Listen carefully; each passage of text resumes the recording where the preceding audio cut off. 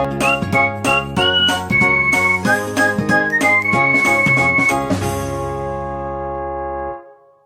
friends, welcome to our channel Friends of Accounts. இன்னைக்கு நம்ம கிளாஸ்ல பார்க்க போறது calculation of cash from operation தான் பார்க்க போறோம். அதுல செகண்ட் சம் லாஸ்ட் கிளாஸ்ல ஃபர்ஸ்ட் சம் பார்த்தோம்.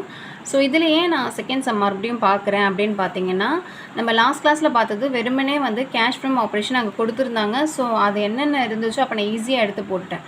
சோ இப்போ செகண்ட் சம்ல பாத்தீங்கன்னா in case உங்களுக்கு வந்துட்டு fund from operation கண்டுபிடிச்சிட்டு அதுக்கு அப்புறம் cash from operation சொல்லுங்க அப்படினு சொன்னாங்கன்னா இப்ப ஃபார்மட் படி நம்ம வந்து அந்த இது வந்து மிஸ் ஆயிடுது இல்லையா சோ அதுக்காக தான் இந்த கிளாரிஃபிகேஷனுக்காக தான் மறுபடியும் ஒரு சம் பார்க்க போறோம் சோ இந்த கேஸ்ல பாத்தீங்கன்னா அந்த fund from operationக்கு என்னென்னலாம் கண்டுபிடிப்போம்னு பாத்தீங்கன்னா ஒரு ஃபார்மட் நான் ரீட் அவுட் பண்றேன் current year profit and then வந்து ஆட் பண்றாங்க என்ன ஆட் பண்றாங்கன்னா நான் கேஷ் எக்ஸ்பென்सेस ஆட் பண்றாங்க சோ அதுல என்னென்ன ஐட்டம்ஸ்லாம் வருமோ அதெல்லாம் வந்து ப்ளஸ் பண்ணிட்டு மறுபடியும் லெஸ் பண்ணுவோம் இல்லையா சோ என்ன லெஸ் பண்ணனும் பாத்தீங்கன்னா நான் ஆப்பரேட்டிங் இன்கம் ஓகேவா எக்ஸ்பென்सेस ப்ளஸ் பண்ணிட்டு இன்கம் லெஸ் பண்ணிட்டு நமக்கு வந்து fund from operation கண்டுபிடிச்சிருவோம் சோ அதுக்கு அப்புறம் தான் நம்மளோட cash from operationக்கு ஒரு சின்ன ஃபார்மட் பார்த்தோம் இல்லையா சோ இன்கிரீசிங் என்ன இன்கிரீசிங் டிக்ரீசிங் நான் டிக்ரீசிங் சொல்லி பார்த்தோம் இல்லையா சோ அந்த ஃபார்மட் படி எழுதி அதுக்கு அப்புறம் நம்ம cash from operation கண்டுபிடிப்போம் சோ இந்த fund from operation அப்படின்றத வந்து உங்களுக்கு கண்டுபிடிக்கணும் அப்படினு क्वेश्चनல கொடுத்துட்டாங்கன்னு வெச்சுக்கோங்களேன் in case சோ இந்த ஃபார்மட் படி நம்ம ஃபர்ஸ்ட்ல இருந்து அப்படியே பண்ணிட்டே இருக்கலாம் சோ அதுல ஒரு क्वेश्चन தான் இப்போ நம்ம பார்க்க போறோம் சோ ஃபைனலி நான் செகண்ட் क्वेश्चन படிக்கிறேன் பாருங்க profit and loss account for the year ending 31st December 1994 ஓகேங்களா டிசம்பர் மாசம் 94 profit and lossக்கு அக்கவுண்ட் மூலமா ஒரு சம்ம கொடுத்திருக்காங்க சோ இது பேலன்ஸ் ஷீட் கிடையாது profit and loss ஓகேங்களா சோ அதனால என்ன சொல்லிருக்காங்கன்னா இங்க உங்களுக்கு ரெண்டு காலத்துல கொடுத்திருக்காங்க ஃபர்ஸ்ட் பாத்தீங்கன்னா to salary to rent to depreciation to loss on sale of plant to goodwill written off to proposed dividend to provision for taxation to net profit so உங்களுக்கு net profit இங்க டைரக்ட்டா கொடுத்துட்டாங்க சோ அது டைரக்ட்டா கொடுத்துட்டதனால நம்ம அப்படியே எடுத்து போட்டுக்குவோம் அடுத்து பாத்தீங்கன்னா இந்த சைடு பாத்தீங்கன்னா பை சைடு பாத்தீங்கன்னா gross profit by profit on sale of land கொடுத்துட்டாங்க so by income tax refund அப்படினு கொடுத்துட்டாங்க சோ क्वेश्चन புரிஞ்சிருச்சு ஃபைனலா கீழ வந்து டாலி பண்ணிடுறாங்க 33000 சோ இப்போ டைரக்ட்டா நம்ம சொல்யூஷனுக்கு போலாம் ஃபைனலி நம்ம சொல்யூஷன் போறதுக்கு முன்னாடி எது எங்கங்க வரும் அப்படி நமக்கு ஒரு கிளாரிஃபிகேஷன் பண்ணிக்கலாம் ஃபர்ஸ்ட் இங்க என்ன சொல்றாங்கன்னு பாத்தீங்கன்னா இதெல்லாம் வந்து எக்ஸ்பென்சஸ் இதெல்லாம் இன்கம் அப்படி நம்ம பிரிச்சு எடுத்துக்கலாம் சோ நம்மளுடைய ஃபார்மட் பிரகாரம் டிப்ரிசியேஷன் பார்த்தோம் இல்லையா நம்ம ஃபார்மட்ல ஆல்ரெடி சோ நான் ஃபார்மட் காட்றேன் பாருங்க ஃபார்மட்ல பாத்தீங்கன்னா டிப்ரிசியேஷன் கொடுத்திருக்காங்க சோ இது வந்து கேஷ் எக்ஸ்பென்சஸ் அப்படினு சொல்லிருக்காங்க சோ அப்ப எக்ஸ்பென்சஸ் என்னும்போது இத ப்ளஸ் பண்ணனும் அப்படினு சொல்லிருக்காங்க சோ நம்ம டிப்ரிசியேஷன் இருக்கிற இடத்துல வந்து ப்ளஸ்ன்னு போட்டுக்கலாம் சோ இது ஒரு கிளாரிஃபிகேஷன் தான் சோ அடுத்து பாத்தீங்கன்னா loss on sale of plant இருக்கலாம் இல்ல fixed asset anythingனாலும் நம்ம ப்ளஸ் தான் பண்ணனும் சோ அதுவுமே ஃபார்மட்ல நமக்கு இருந்துச்சு நெக்ஸ்ட் என்ன பண்ண போறீங்கன்னா to goodwill written off so இதுவுமே நமக்கு வந்து ஃபார்மட்ல இருந்துச்சு ப்ளஸ் பண்ணனும் அப்படின்ற மாதிரி தான் இருந்துச்சு சோ அதனால goodwill நம்ம ப்ளஸ் தான் பண்ணுவோம் சோ அடுத்து பாத்தீங்கன்னா proposed dividend அப்படினு கொடுத்திருக்காங்க நான் ஆல்ரெடி ஃபார்மட்ல படிக்கும்போது சொல்லிருக்கேன் dividend proposed dividend அப்படினு கொடுத்து during the year அதாவது இந்த இயர் அப்படினு கொடுத்திருக்காங்க சோ நம்ம கொடுத்ததே ஒரே இயர் தான்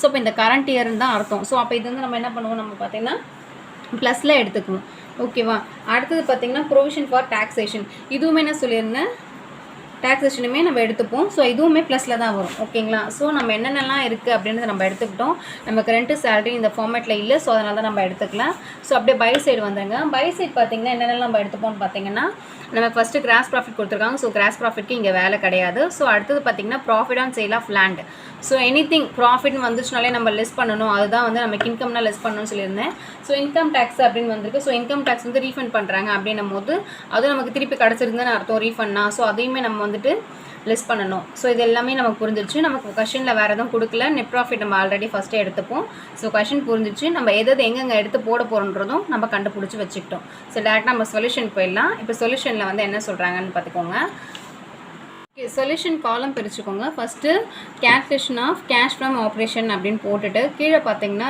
மொத்தம் 3 காலம் பிரிக்க போறீங்க ஒன்னு இந்த particulars இன்னொரு வந்து ரூபீஸ் இன்னொரு ரூபீஸ் 2 ரூபீஸ் வரும் சோ இங்க பாத்தீங்கன்னா இந்த particularன்றதை நீங்க மென்ஷன் பண்ண தேவையில்லை ஏனா மென்ஷன் பண்ண சொல்லலன்றதனால மென்ஷன் பண்ணல சோ நம்ம அடுத்து பாத்தீங்கன்னா क्वेश्चनல இருக்குறது அப்படியே எடுத்து எழுத போறோம் ஃபார்மட்ல ஃபர்ஸ்ட் நமக்கு இருக்குது பாத்தீங்கன்னா profit ஓகேங்களா அது வந்து டைரக்ட்டா அங்கேயே கொடுத்துட்டாங்க net profitனு சொல்லிட்டு அந்த net profit தான் நம்ம இங்க எழுத போறோம் net profit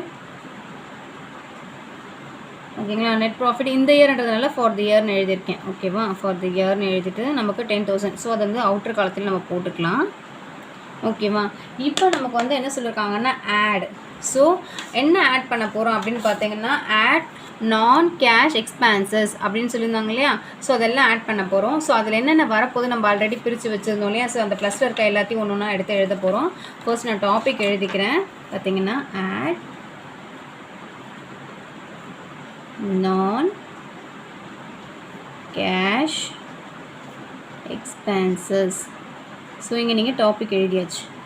இப்போ அதுக்கு கீழே எப்படி எழுதணும்னா என்னென்னலாம் நம்ம எடுத்து வச்சுருந்தோம் ப்ளஸ் பண்ண போகிறோம்னு சொல்லி எடுத்து வச்சுருந்தோம்ல. ஸோ அதெல்லாம் லைனாக எழுதிக்கலாம். First depreciation. ஓகேவா. டிப்ரிசியேஷன் எவ்வளோ இருக்குதுன்னு பார்த்தீங்கன்னா 2,000 இருக்குது. நம்ம இன்னர் காலத்தில் பண்ணிக்கலாம். ஏன்னா லாஸ்ட்டாக நம்ம ப்ளஸ் பண்ணி போட்டதுக்காக இன்னர் காலத்தில் போட்டுக்கலாம். Second loss on sale of plant. So இதுவுமே நம்ம ப்ளஸ் பண்ணோம். எவ்வளோ கொடுத்துருக்காங்கன்னு பார்த்தீங்கன்னா 1,000 rupees கொடுத்துருக்காங்க. ஸோ அடுத்தது பார்த்திங்கன்னா குட்வில் கொடுத்துருக்காங்க. ஸோ இந்த குட்வில் வந்து ரிட்டர்ன் ஆஃப் ஆகுது. எவ்வளோ அமௌண்ட்டுன்னு பார்த்தீங்கன்னா 4,000. ஓகேவா. ஃபைனலி ப்ரொப்போஸ்ட் டிவிடெண்ட் கொடுத்துருக்காங்க. ஸோ இதையும் நம்ம ஆட் தான் பண்ணுவோம். எவ்வளோனா 5,000 கொடுத்துருக்காங்க கொஷினில். ஸோ அடுத்தது பார்த்திங்கன்னா last but not least provision for taxation. So இது பார்த்திங்கன்னா உங்களுக்கு 5,000 கொடுத்துருக்காங்க அகெயின். ஸோ இது எல்லாத்தையும் போட்டுருவீங்க. ஸோ இங்கே இருக்குது பார்த்திங்களா இன்னர் காலத்தில். ஸோ இது எல்லாத்தையும் நம்ம ப்ளஸ் பண்ணி அவுட்டர் காலத்தில் போட போகிறோம். 2,000 + 1,000 3,000 3,000 + 4,000 7,000. இங்கே ஒரு 5,000 பார்த்தோம் 10,000 17,000 நம்ம வெளில அவுட்டர் காலத்தில் எடுத்து போட்டுக்கணும். ஸோ இந்த 10,000 இந்த 17,000 ப்ளஸ் பண்ணி டோட்டலாக நம்ம இங்கே வெளியில் 27,000 போட்டுக்க போகிறோம். இப்போது நம்ம லெஸ் பண்ண போகிறோம் இல்லையா. ஸோ அந்த லெஸ்ஸு தூக்கி நான் இங்கே எழுதுகிறேன். லெஸ் ஃபார்மேட்டில் என்ன இருந்துச்சு நான் ஆப்ரேட்டிங் இன்கம். ஸோ நான் ஆப்ரேட்டிங் இன்கம் எடுத்து எழுதியாச்சா. ஸோ அதில் என்ன இருக்குதுன்னு பார்த்தீங்கன்னா லெஸ் பண்ணுற ஐட்டத்தெல்லாம் சொல்லியிருந்தேன். ஸோ நமக்கு லெஸ் பண்ணுற ஐட்டம் ஃபர்ஸ்ட் ஐட்டமே profit on sale of land. எவ்வளோ கொடுத்துருக்காங்க 5,000 இன்னரில் எழுதுப்போம். அடுத்தது இன்கம் டேக்ஸ் ரீஃபண்ட் எவ்வளோ கொடுத்துருக்காங்க 3,000 கொடுத்துருக்காங்க. ஸோ இது தவிர வேறு எதுவும் நம்ம கொடுக்கல. நான் கொஷனில் மறுபடியும் உங்களுக்கு காட்டுறேன் என்னெல்லாம் ப்ளஸ் பண்ண சொன்னாங்கன்றதை. ஸோ அதை நீங்கள் ஒரு ரெஃபர் பண்ணிக்கோங்க. இங்கே பார்த்தீங்கன்னா டிப்ரிசியேஷன் கொடுத்துருந்தாங்க நமக்கு. ஸோ உங்களுக்கு கவர் ஆகுதான்னு தெரியல. ஸோ மேலே வச்சு காட்டுறேன்.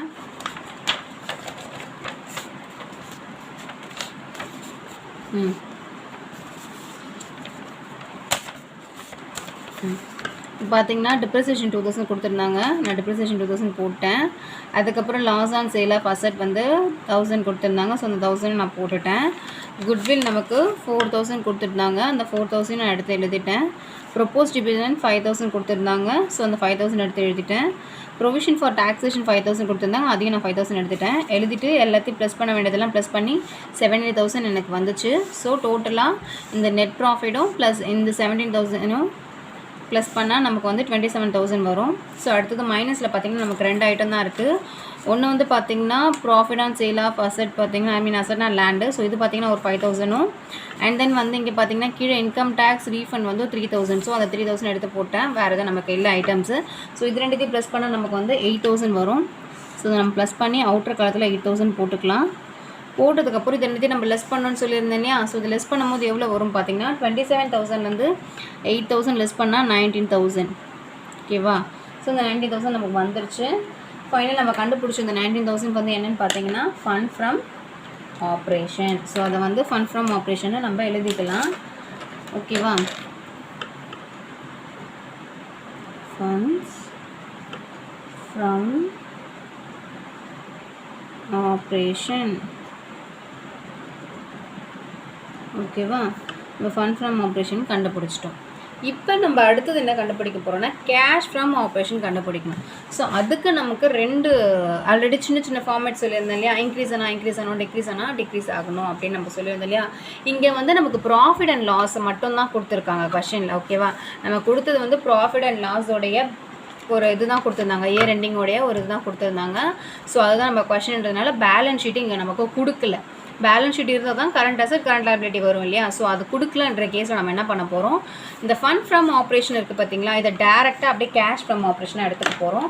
ஸோ இது அப்படியே எடுத்துக்காமல் நம்ம என்ன பண்ண போகிறோம்னா அதில் வந்து ஃபார்மேட்டை மட்டும் போட போகிறோம். என்ன ஆட் பண்ண சொல்லியிருந்தாங்க நம்ம ஃபார்மேட்டில், increasing in current liability and decreasing in current asset. அடுத்தது அமௌண்ட் கிடையாது. ஸோ டைரெக்டாக லிஸ்ட்டில் போய் எழுதுவோம். அப்போ என்ன பண்ணுவோம், டிக்ரீஸிங் இன் current liability அப்புறம் இன்க்ரீஸிங் இன் current asset. ஸோ ஃபைனலாக இங்கேயும் நமக்கு அமௌண்ட் இல்லை. ஸோ 2 அமௌண்ட்டுமே இல்லைன்றதுனால டேரெக்டாக நம்ம அந்த 19,000 தான் இறக்கிடுவோம் கீழே. ஸோ ஃபண்ட் ஃப்ரம் ஆப்ரேஷன் தான் நம்ம கேஷ் ஃப்ரம் ஆப்ரேஷனாகவும் எடுத்துக்க போகிறோம் இங்கே.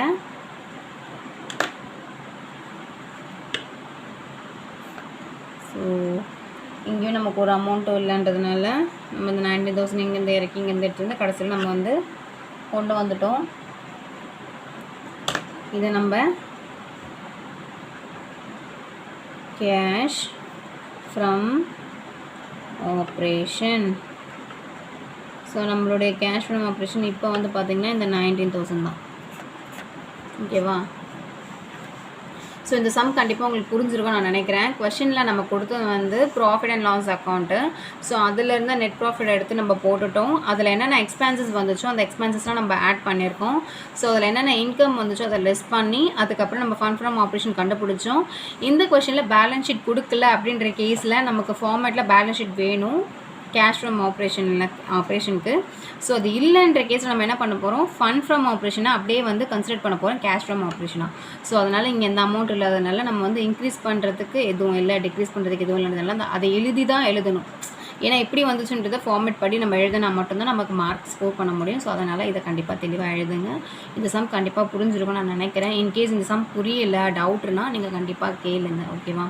ஏன்னா அந்த ஃபார்மேட் படி என்னெல்லாம் இருக்கோ அதெல்லாம் சொன்னால் தான் உங்களுக்கு ஒரு அண்டர்ஸ்டாண்டிங்காக இருக்கும். எழுதும் போது அட்டன் பண்ணும்போது எக்ஸாம் அட்டன் பண்ணும் போது அட்லீஸ்ட் எனக்கு தெரியல, நான் அட்டன் பண்ணுவேன், எனக்கு ஃபார்மேட் தெரியும் அப்படின்னு அட்டன் பண்ணாலே போதும். சில சம்ஸ்க்கெலாம் நல்ல மார்க் போடுவாங்க.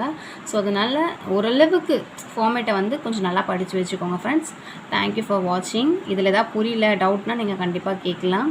கமெண்ட் செக்ஷனில் கமெண்ட் பண்ணுங்கள், சப்ஸ்கிரைப் பண்ணுங்கள். கீப் வாட்சிங். எதாவது டவுட்னால் எனக்கு சொல்லுங்கள், உங்கள் ஃப்ரெண்ட்ஸ்க்கெலாம் ஷேர் பண்ணுங்கள். தேங்க்யூ.